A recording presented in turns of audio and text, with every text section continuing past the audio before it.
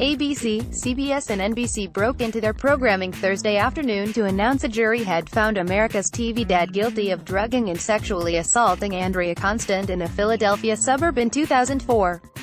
CNN, MSNBC and Fox News Channel, meanwhile, took a break from their wall-to-wall coverage of Ronny Jackson's scuttled VA secretary bid, the confirmation of CIA Chief Mike Pompeo as the country's 60th, and Donald Trump's second, Secretary of State, and the tribulations of President Donald Trump's personal lawyer Michelle Cohen, to cover the historic Cosby news.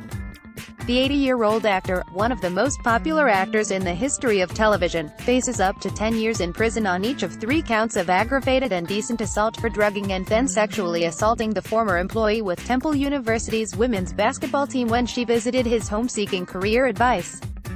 Cosby was a trustee at Temple. He's already in his 80s. If he does serve jail time, he could serve the rest of his life in jail.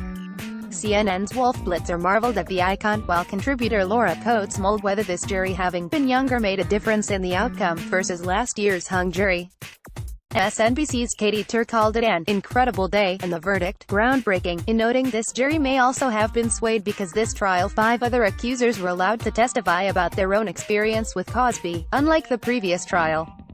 Fox News Channel's Shep Smith told viewers several of Cosby's accusers began crying in the courtroom when the verdict was ready, one of whom had to be escorted from the room because she was so overcome with emotion, while Constand appeared serene, and that CNN stayed nearly emotionless.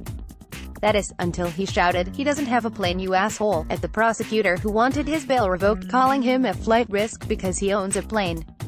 ABC News broke in with David Muir anchoring and reporting from correspondent Lindsay Davis, and analysis from The View co-host and senior legal correspondent Sunny Hostin.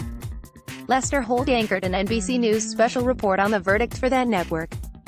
And CBS News broke in with Jeff Glor anchoring from New York and Jerrica Duncan outside the courthouse.